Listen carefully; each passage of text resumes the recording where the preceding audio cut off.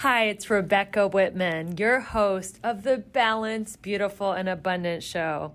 I'm a top-rated life coach, an international best-selling author, and a multi-passionate entrepreneur. I'm on a mission to help you go from burned out to balanced, beautiful, and abundant. The experts on this show will help you achieve work-life balance so that you can experience abundance in 7 pillars of life: spirituality, health, emotions, romance, mindset, social, and financial life. When you have all 7 pillars of life in alignment, you are balanced, beautiful, and abundant. Let's go.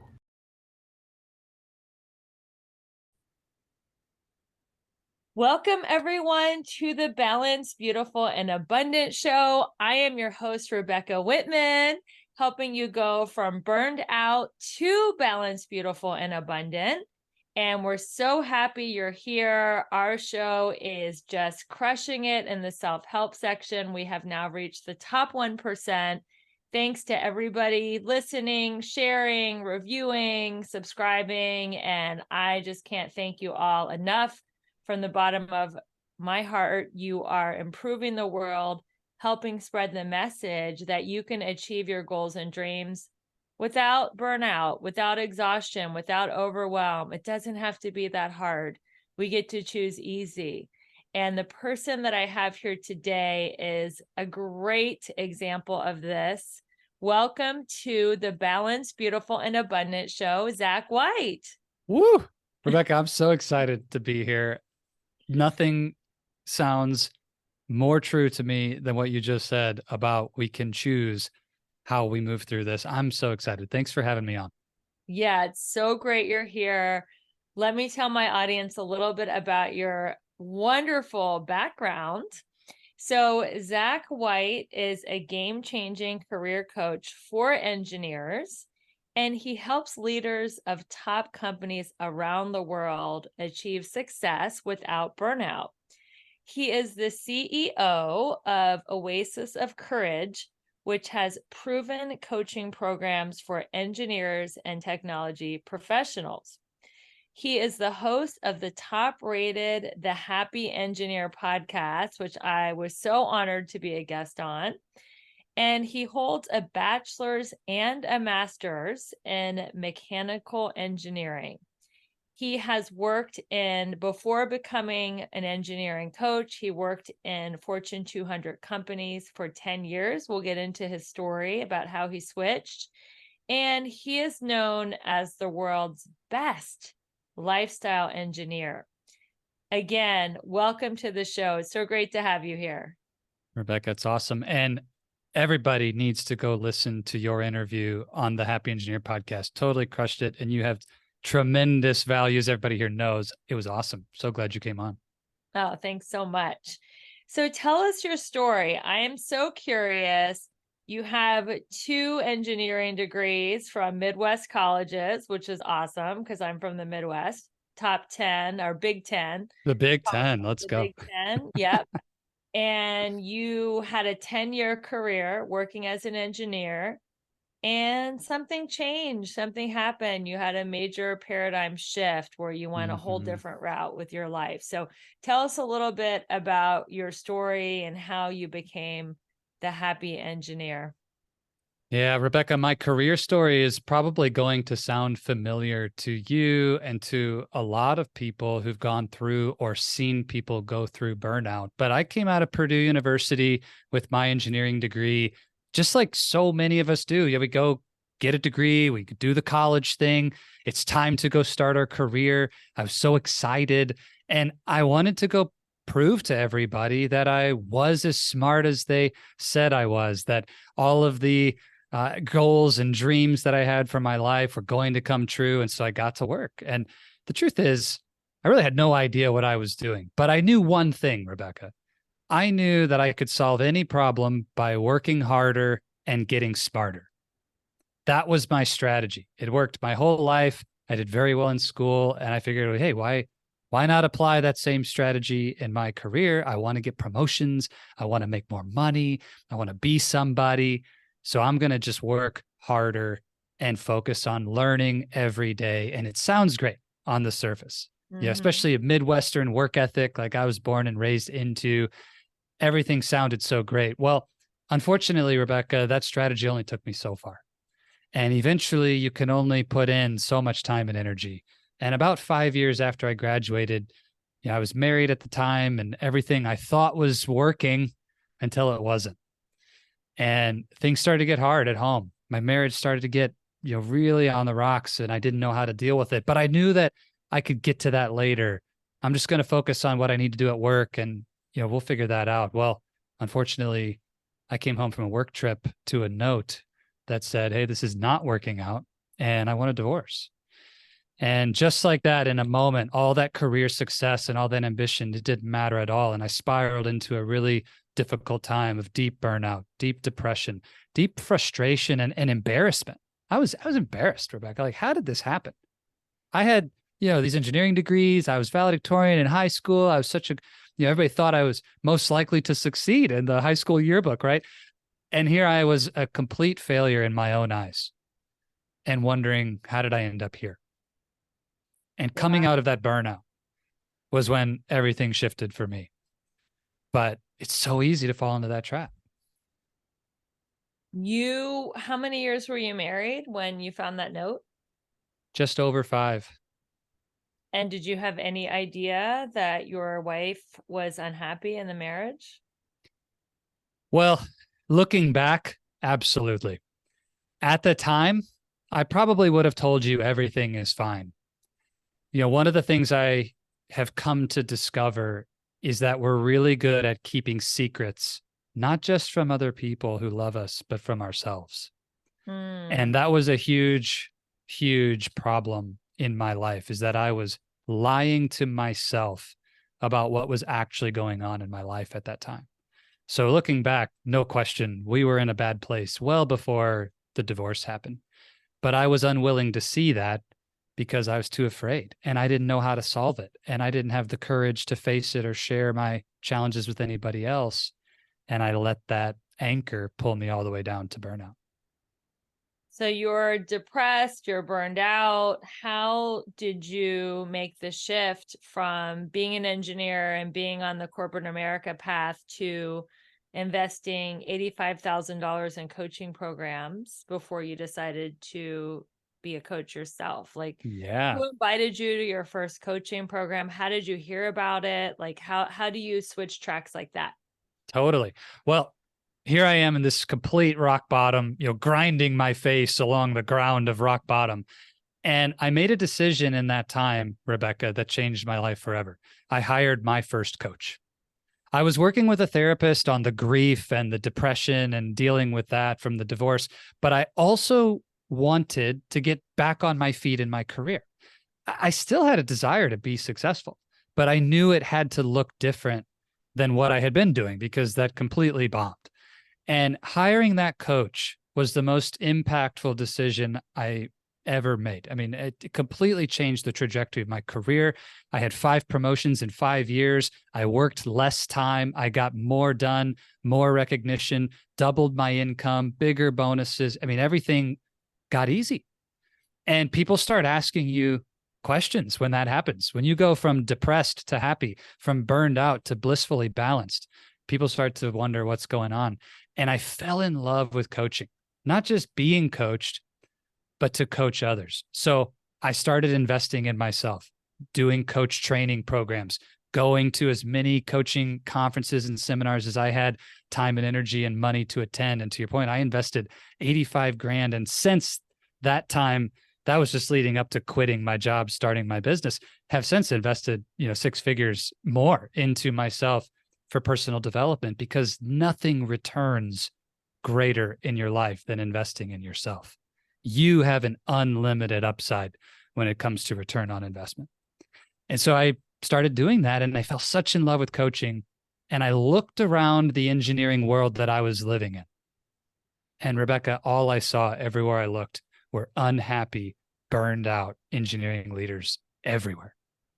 I said, this is the thing. I didn't know it, but I became an engineer, not to be an engineer, but to go serve engineers in a way that only I can because I've been there and I've lived it and I've done that.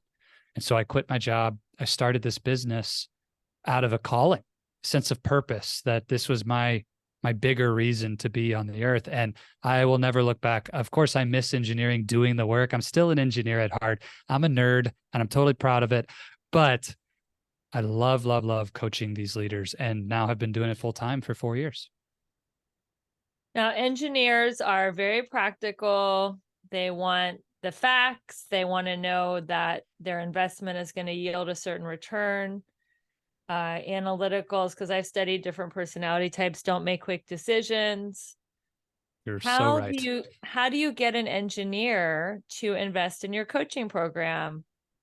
Like when they are like, this sounds woo woo, or why do I need this? Like, what would you say to them to want to invest in themselves when they're very like, I need the proof? What is my guaranteed return on this investment? Rebecca, the first thing that helps is to show them the science. Help them recognize that the reason coaching works is not just spiritual. It's not just ethereal or woo-woo, something that you can't put your head around. Let's talk deep about what's happening in your nervous system. How does the mind really work? What's going on with neurons? And, neurons that fire together, wire together in the subconscious mind, and how this operates in our DNA. Like, we could talk and geek out about the science of why a coaching conversation, while on its surface, it's just a conversation. What's actually happening when you receive that information, when you make a new decision, and when you take an action that you've never taken before? How does that transform literally your physiology in a way that shifts your experience and the quality of your life? So one way to help anybody make a decision is to speak their language. If you're selling anything, you need to speak the language of your customer. You need to know, how do they need to hear the message? So that's the first thing is, let's geek out together. If you're an engineer, we can talk about the science. But beyond that, okay, maybe now they know, they believe in the fact that there's something real here. But the decision comes from one of two places: inspiration or desperation. That's a good quote. Inspiration or desperation. I love it. The decision to change your life will come from a place of inspiration or a place of desperation, but you will not change your life by riding the middle. If you're okay, if everything's fine, you're standing on the fence, life is good. It's kind of rough at times. I'm not happy with everything, but I'm not super upset. I'm just okay. And that is the real trap that engineers are so guilty of. And I think it's true for a lot of us, whether you're in engineering or not. And for me, I'll just tell you my own story, Rebecca. I fell into that trap because I was taught as a kid to be content. Don't want things that you don't have. Don't get all greedy and going for more all the time. Life's not just about more. And Zach, there's always somebody who has it worse than you. Don't complain. Don't be a whiner. Your life is good. And what happened is I was afraid to want more, and I was afraid to complain. And so I just trapped myself in the middle. My life is fine. And I lived that way for a long time until I burned out completely and was desperate for help. And I changed my life. And then I realized you can make those same powerful changes from a place of inspiration as well, not just desperation. And now I grow and pursue more, and I'm developing out of a place of inspiration and vision. I'll tell you, it's way more exciting. But every engineer needs to reach that point. Which is it? Are you inspired to a better life? If so, you got to buy in. You got to get serious about wanting that better life. Or you got to help them feel the pain. Help them peel back the layers of it's fine and say it's not fine. You've been unhappy for 5 years. Your health is failing because of so much stress in your life. You're burned out. You hate your job. That's not fine. Yeah. And as a coach, part of my job is to help them be honest with themselves, to say, okay, it's not fine. In fact, I really need to make a change. Let's get started. Wow, that's great. I love that. Inspiration or desperation. Don't ride the middle. So I know we talk a lot about work-life balance. You make the distinction of whole life balance. What does whole life balance mean to you, Zach? I think it's a subtle but super important distinction, Rebecca, because Mhm. work-life balance, people who talk about it mean well. I don't want to insult anybody who has a message around work-life balance, but I don't think that's the right model. And when I say model, when I use the phrase work-life balance, what do you picture? What kind of comes into your mind? And for most people, it's kind of like a scale, right? It's on one side is work, and on the other side is life. And what's the goal? Are you trying to make them the same? Are you trying to make life bigger than work? And like, isn't work a part of your life? And so, what does that really mean? Are we talking about work and play? And if so, what does that look like? And what I've seen happen is instead of balance, you end up with bipolar. Your your work gets really bad and you just try to party harder on the weekends to make up for it. And you can't make up for bad work that you don't like, that's not fulfilling, that's not aligned with who you are and your purpose and your values and your vision.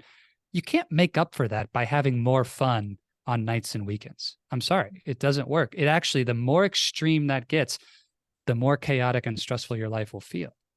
So I think when we say work life balance, we fall into the trap of thinking, well, work's not going so good, or I'm not so happy at work. So I need to turn up the dial on my life to make up for that.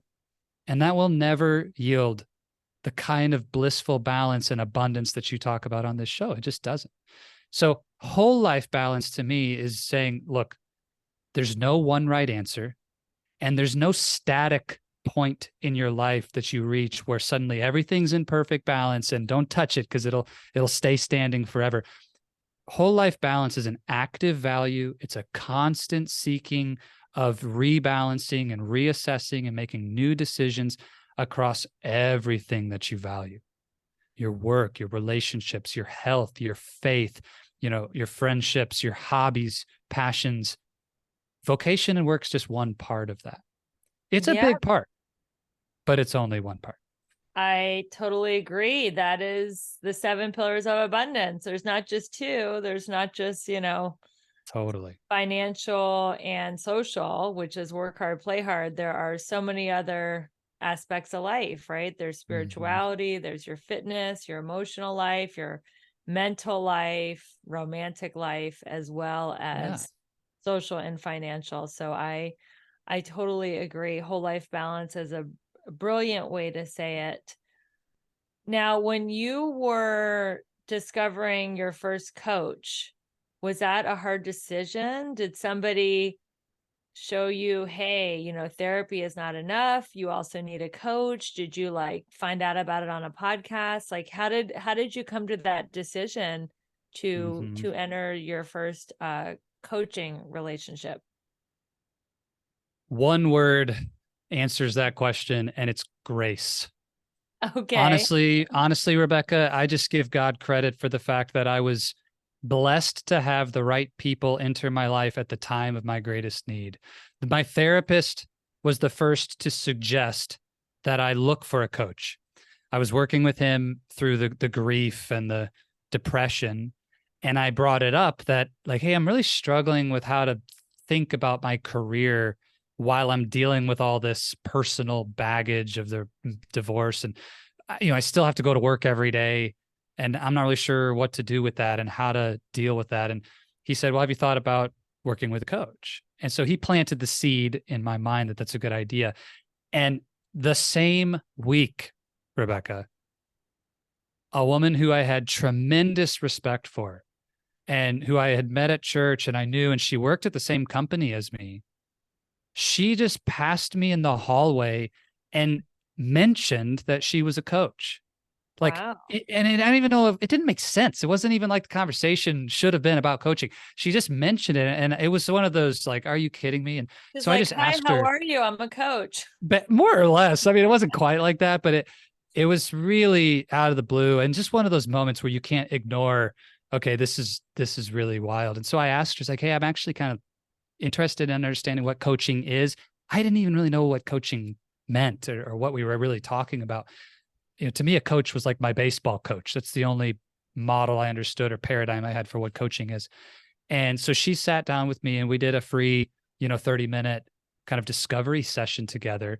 And it was like the best 30 minutes I'd had in a long, long time. And just immediately said, how do we get more of this? I want to do this. And started working with her, and it was awesome. But again, full like grace is how it happened. And so I can't take any credit for that. I wish it was me, but like, I got to stay humble on that one. I just was blessed that God gave me the right people to speak in and be present at the right time.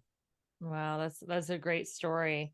So in order for you to hire that first coach, you had to get out of your comfort zone. Oh, yeah. Why is it so important for us to get out of our comfort zone if we want to be the best version of ourselves?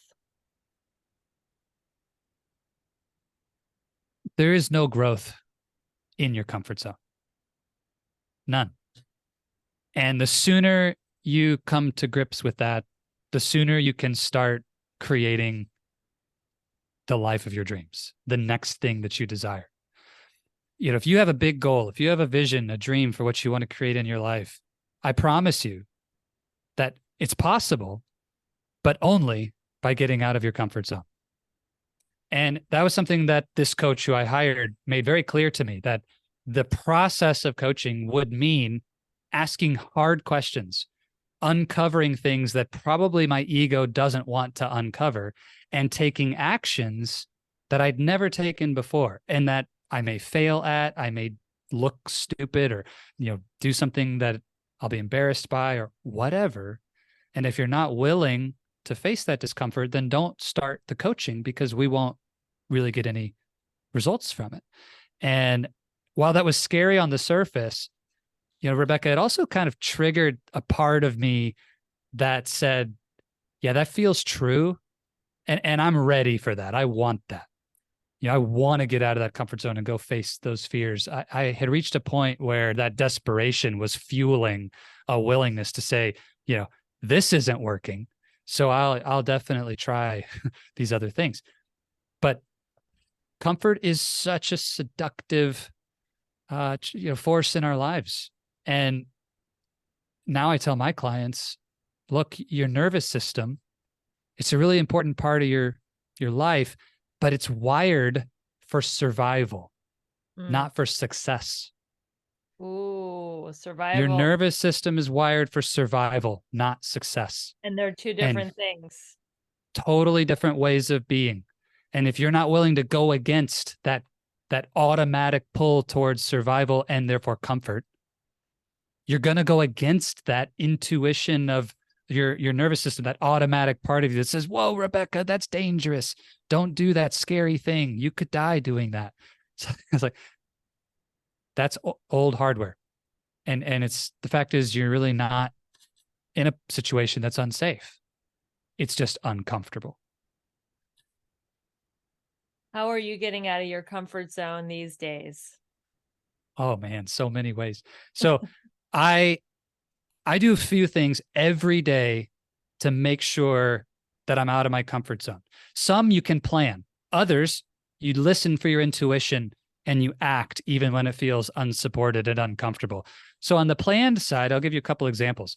One that I do is physical. I expose myself to cold water. I do cold showers and cold water immersion to shock my nervous system, cold plunges. I'll tell you, you never want to do it.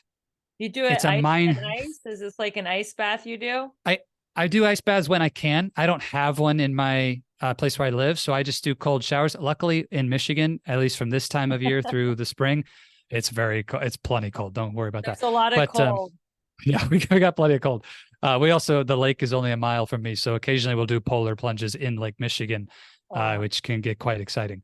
But the reason for that is because, again, every single time it forces me to face something that will be uncomfortable and choose to do it anyway. So it's about mental fitness. It's about building that discipline and that resilience to say, I can do hard things. I do a hard thing every day. When you get into cold water in the morning and it absolutely sucks, but you know it's good for you and you do it anyway, then making that cold call to a person who might be able to help you with growing your business, or who might be able to give you some mentorship on building your career, it's really not that big a deal. So you Right? do cold plunges or cold showers every single day? Every day, every day. Wow. Because again, it's about that Yeah. practice. I want to Okay. make sure that I'm always doing it. I'll give you another example is I'll take something that might normally say it's a 2 hour kind of exercise for me. Something for work that usually takes 2 hours. One thing that I will consistently challenge myself to do is give myself half the time that I normally give myself to do it. So And like speed at work, the you do end, speed work. yeah, exactly. Just say, all right, I normally would take 2 hours. I'm going to give myself 1 hour and I'm going to bring a full focus to this. And then whatever I finish is what I'm going to share. Sometimes, Rebecca, I get to that end of the hour and I'm not happy with what's there. And the comfort zone in me wants to say, look, give myself the second hour. Let's keep going. But I'll challenge myself to, no, I'm not going to do that. I'm going to go present. I'm going to share what I've got and we're going to move forward. It's very uncomfortable. But that practice starts to help me find my actual edge. It helps me get better. And every now and then you'll have a breakthrough. You're like, oh my goodness, I can't believe I was taking 2 hours for this. I could do this in an hour every time. And poof, I just created more capacity to either have more fun in my life and more balance or grow my business faster. And then with people, I think one of the areas of our lives where we stay too comfortable is we stay surrounded by the same people all the time. And frankly, a lot of those people, when you take a close look, they're not seeking to build a life that aligns with your vision and they're holding you back. And so I consistently invest time and big money into getting into proximity to people who are playing at a level 10 and 100x what I'm playing at. And actually, as the time we're recording this, right when we're done with this call, I have a 4-hour session with a group of coaches, of whom I will be the smallest business, the least experienced in the room by far. These are multi-7-figure coaches. They've built incredible companies. They have huge brands, huge marketing budgets. And I'm, Zach White, I'm still pretty new in this. It's because that makes me face that discomfort. It challenges me to level up. So get into proximity to people who are way further down the road than you are towards your dream.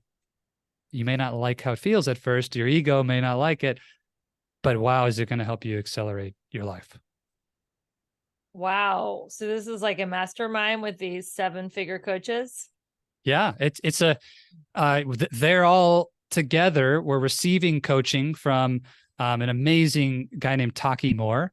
And, Taki pulled this room together of some of the best coaches in the world. And, it was not a small penny to get into that room. And I barely even qualified to get into that room, but just said, look, if you'll let me in, I'll pay whatever it takes, because that's how I can stretch myself and see what's really possible. So get out of the comfort zone. It's a single best thing you can do every day is just ask, what can I do today that would scare the pants off me? What would help me to stretch my comfort zone and get out of that today? Amazing habit if you ask yourself that every day, and don't go to bed until you've done something uncomfortable. I love that. And cold plunges lead to more cold calls. There you go. That's so true. Yeah, if you're in sales, that should be your motto. Cold plunges lead to more cold calls.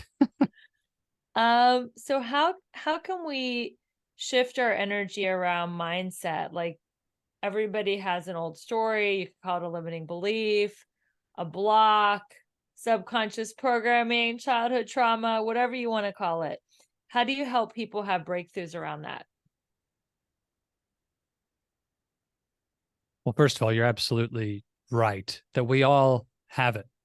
Yeah. I think it's important to normalize the fact that it does not matter how far into the personal development journey you are on. You and I both, right now as we're talking, are sitting inside of a box that our current mindset allows us to play inside. Which is And why you're in the until mastermind. Yeah. exactly. Yeah, exactly. So like to think that you do a one and done on mindset work is completely ignorant. It's not one and done. It is a lifetime process of continuing to expand and grow and reshape and have breakthrough in your mindset. You're going to have breakthrough in one area this year. You're going to have breakthrough in a whole different area next year. Like, it's an always on activity for me. I'll never stop doing mindset work. And I think that's an important thing to normalize, especially for the type of people I coach. Engineers love knowledge. They love the IQ. And it's really easy to say, oh, I read the book Mindset by Carol Dweck. Oh, I've done some mindset coaching with Rebecca before. Oh, I did some mindset stuff at a yoga retreat one time. I understand all that mindset stuff. I'm good. You're not good. All right. That in itself is a mindset, and it's limiting you.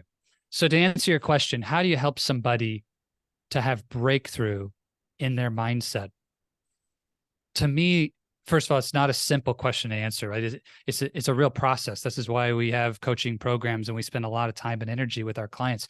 If it was as easy as one conversation and it just happened, that'd be great. But it's rare, especially for somebody with a thick analytical mind like an engineer. It's really hard to do it in a single conversation. But the way I think about it is, first, we have to bump up against the brick wall of the current belief. You got to go find the edge of the current mindset. What do you actually believe about this situation? You're frustrated, you're angry, you're stuck, you're lost, you're whatever, fill in the blank. Okay, let's just begin with awareness of what the heck you currently believe about that thing right now. And for a lot of folks, that's hard. They don't actually have a conscious awareness of what they're thinking. It's in the subconscious. So we got to pull that out.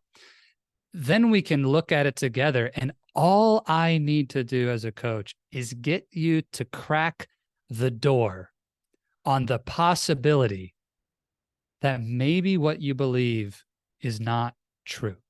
Maybe it's not the whole story. What if it's possible that something else could be true? What if more abundance, more balance, more success, more in this area where you feel stuck? What if that were possible and those things that you're believing aren't true? What if that's possible?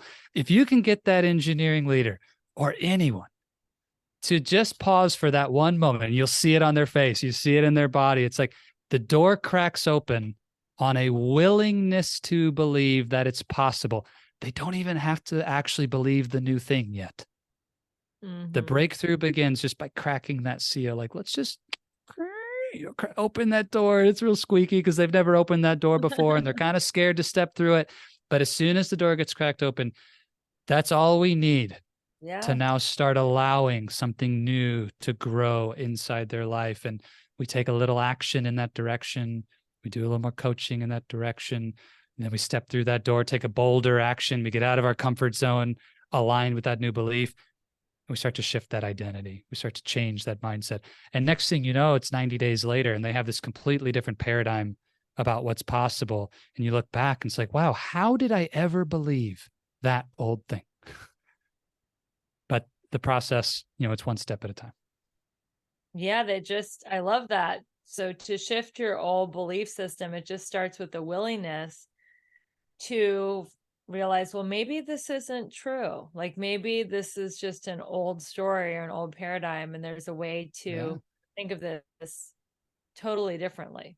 Well, speaking of a new paradigm, I know you have a blueprint for success called the 5 Ps. Tell us about the 5 Ps. As an engineer myself, I am a big fan of systems. And yes, whether you are or not a fan of systems, I'll tell you something that's true is we all operate with a set of systems, spoken or unspoken, known or unknown in our life. And so with our clients, we really focus on not just the knowledge and the awareness, but installing the systems into your approach and the habits and the behaviors that will help you to make these changes permanent, that will help you to create compounding growth over time. And the 5 Ps is a part of our model and the systems that help us to make those changes in every key area for success in career and life. And I'll read through real quick what they are. Of course, it's a whole 90-day journey of deep coaching to understand all of them. But built on that foundation of your mindset, we start with the pillars. It's purpose, priority, productivity, and people. Purpose, priority, productivity, and people. Purpose. Why are you here? What is your purpose? Why is what you're doing important? If we don't have a compelling why in our lives, then we're going to continuously struggle with motivation, with drive, with being at our best. We got to get really clear on what we value, why we value it, and have a strong and compelling purpose. Priority is the what? Your vision, your goals. And then how do we balance across all of these things that we want? This is where that whole life balance comes into play. And here's the news on that, folks. There's no such thing as equal priority. There's only a lack of priority. It's not true that everything can be number one. How is there only a lack of priority? What does that mean? Everybody's got a long to-do list, Rebecca. I'm sure you do. I do. The fact is, you and I both are going to go to bed tonight with more things to do than we could get done. So we're making choices all day long on what's most important to do next. Sometimes we're being really intentional with those choices. Sometimes we're not. But what can happen in our mind is we trick ourselves into saying, I've got 50 things and they all need to get done. And they're all equally important. And I'm overwhelmed and I'm stressed out and it's burning me out because these are all number one. My family's number one. My career is number one. My health is number one. My this is, well, I get it. I understand what you're saying, but here's the truth. In this moment, you can only choose one. You don't get to do them all at the same time. Yeah. So you're making a choice which one is most important, whether you know it or not. So there's no such thing as equal priority. There's just a lack of priority, which means you didn't actually choose. You haven't done the hard work and the courageous work of saying, this is more important than that. So I'm choosing this. Only a lack of priority. I think that is a great tool to get rid of overwhelm, because when we're like, oh my God, I have this and I have that, and I feel pulled in so many different directions, it's stressful and it's overwhelming, because I feel like as achievers, we want to do it all. Yep. So how do we determine in the moment what is the next step? The simplest answer to that, there's a lot of ways to build mastery around priority. Part of it is that those decisions, when you really build these systems into your approach, in a way, Rebecca, for me, that decision's already been made. So this afternoon, I don't have to think about what's most important because I already made those decisions on Monday morning before I started my week of what's most important this week. And I made decisions today of what's most important today. So it's already done. But here's a quick framework to think about. If you're struggling, if you're overwhelmed right now, and you need to make a decision on what's truly number one priority, there's 3 different lenses I ask myself. Number one, what is urgent? What's the thing that if I don't do it now, it's going to be the worst consequence? Urgency. That's one lens. The second is importance. Which one's actually the most important? So, the phone is ringing. That's urgent because you'll either answer it now or you'll miss the call.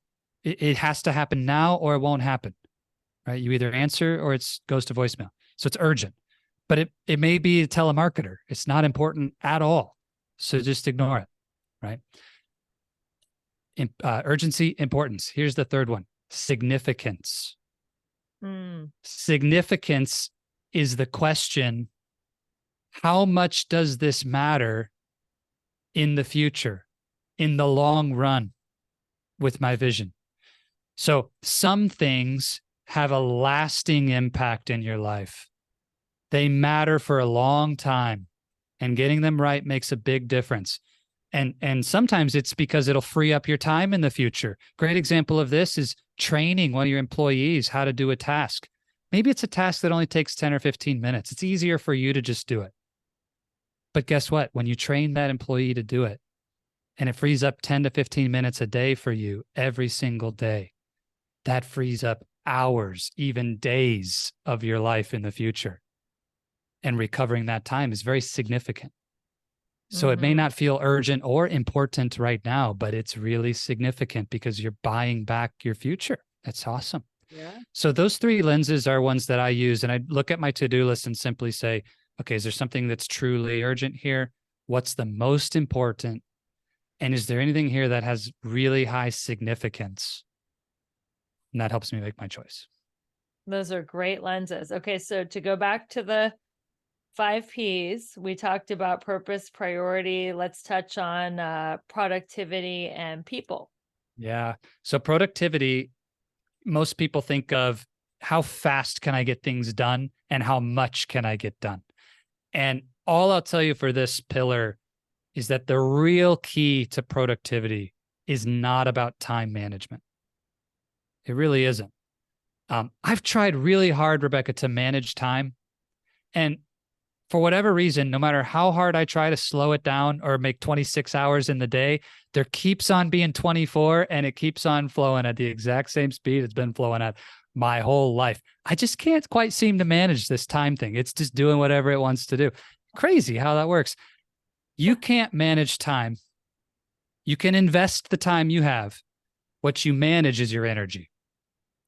So productivity is all about energy management.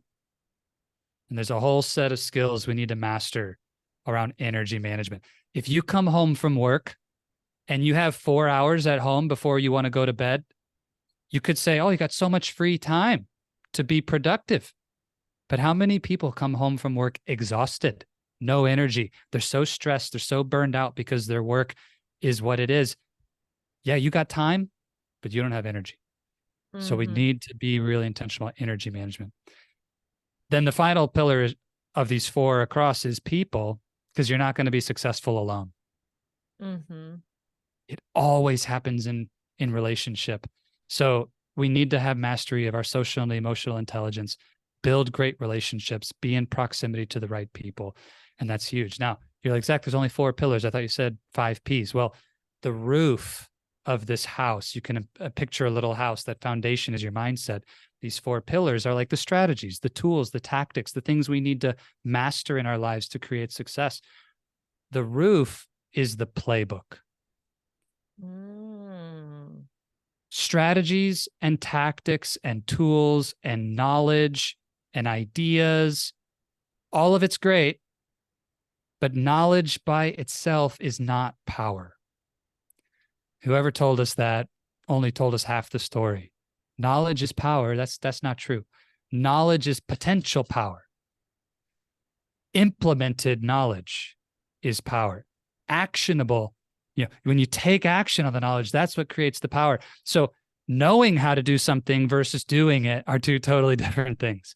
And the playbook is exactly that. Like, you got to get on the court. You got to get on the field of your own life and run the play. You got to do the thing. Rebecca, your podcast is loaded with tips and tactics and strategies and actionable insights. And some people will listen to 100 episodes and say, oh, I've got it. But if you never actually do it, if you don't run the play, you don't actually change your life. So the playbook is about action. It's about how do we tie it all together and make sure that you're doing what you know. You got to do the damn thing. You can't just do the damn thing. An analysis paralysis. And you got if you are a longtime listener of the podcast and you want to take action or you feel stuck, reach out and schedule a breakthrough call, because there's a lot of tips and tools and strategies, but you get to take action on them. And this is the last question and the theme of the show.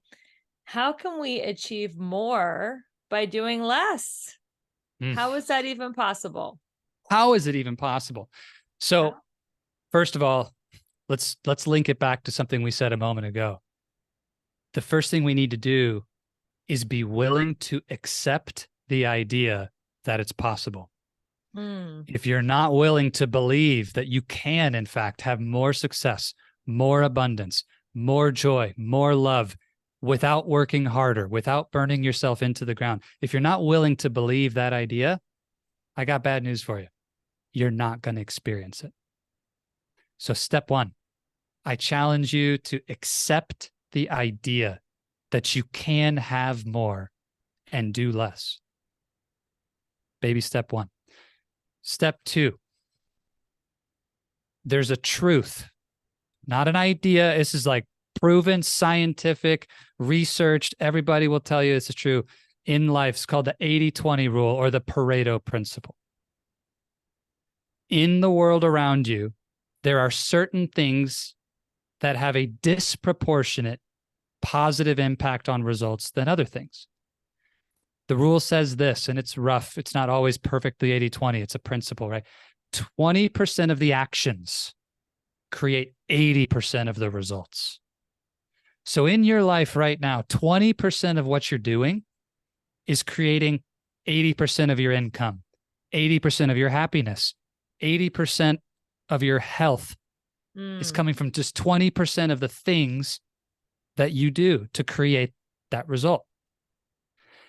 If you want to get more by doing less, the most important thing you can do is find out clearly which 20% of the things I'm doing is the 20% that has the 80% effect. And focus your energy on doing more of those things. And just imagine if you could take all your time and energy and funnel it into the activities that consistently produce the biggest results, you're going to expand and expand and expand what's possible. And here's the best part. It just keeps renewing and refreshing. It's always true. At any moment in time, this law is still true. What is and the we thing just that keep gets the going. most results you enjoy doing the least? Ooh, yeah, this is a great question. What if the thing that gets you the most results you enjoy doing the least? Like So for me, for example, the thing that gets me the most results is going back and forth in the DMs. And I don't enjoy that, but I know that that gets me the most results. yeah. Well, it's a super good question. So, first thing I would get curious about is, well, what is it about that you don't enjoy? And let's understand, are there options? Are there ways to create more purpose, more enjoyment, more pleasure in doing it? How could we make the DM something you look forward to? That's a curious question. But let's say, Zach, it isn't. I just really don't want to do it. Okay, cool. Then let's get outside the box. Do you have to do it? Can we hire someone and delegate that? Give that to someone else to do and let them create the results for you? Or in some cases, maybe we just need to change the strategy. If you're doing something that creates a good result, the result I want is money, let's say, and more clients, more money, more impact in the world. Those are all good things, but there's lots of ways to create more money, more impact, and more results. So maybe in this instance, we would say, let's get outside that box altogether and play a different game. Let's go change the rules. And so I think in the short term, we may have to do the best to optimize something that's not your favorite thing. We all do things we don't love at times. Yeah. But for me, I'm just relentless to say, all right, I'll do it for now to get, keep things moving, but I'm not going to settle for letting my life be filled with things that I don't enjoy. So I'm either going to delegate and outsource that. I'm going to change the approach. That's what I'm focused on in the meantime. Very good. Very good. Awesome. Well, this has been incredible. You have given us so much value here at the Balanced, Beautiful, and Abundant Show. How can we find you online and stay in touch with you so we can keep learning from you, Zach? Rebecca, I really appreciate that. Before I share that, I'm going to double down on what you said a moment ago, that if anyone listening to this has that nudge, that little urge inside them that they need to take action on anything that's been said, success loves speed. So go out to Rebecca's show notes, click the freaking link and book a call with her right away. Trust that intuition. Do it now. Do it now. Don't wait, because you're going to wait. You're going to get on with life and you're going to fall right back into your comfort zone. So just do it. All right. And Rebecca didn't ask me to say that. I know exactly how much she can help you. And I want you to go out and book that call right away. Listen to your intuition. Success loves speed. And if you want more of these types of conversations, the best place to find me is at the Happy Engineer podcast. And you don't have to be an engineer to get value from it. Of course, most people who listen are in engineering and technology. And if you know anybody who's in that space that might be interested, send them over. So wherever you're listening right now to this incredible show, just jump over and search The Happy Engineer. give me a follow, have a listen to the show. All the ways to connect with me are there in the notes, or you can go to thehappyengineerpodcast.com and find us that way. Thank you so much, Zach, for the shout out. I really appreciate it. And thank you, everyone, for listening to another amazing episode of the Balanced, Beautiful, and Abundant Show, where we are taking you from burned out to balanced, beautiful, and abundant. Stay tuned for another amazing guest next week. And until we meet again, remember, keep your vibe high and magnetize. Hey guys, if you're struggling with online dating and just sick and tired of swiping right, if you're just not meeting the right people, or maybe you're lonely and dreading going through another holiday season single, then I have great news. I am opening my Manifest Your Soulmate 8-week class for enrollment so you can find your life partner before the holidays. Just go to the Linktree link in the show notes to schedule your Manifest Love call to learn more, and I can't wait to learn more about how I can help you find your true love for once and for all. If I can do it, I know I can help you.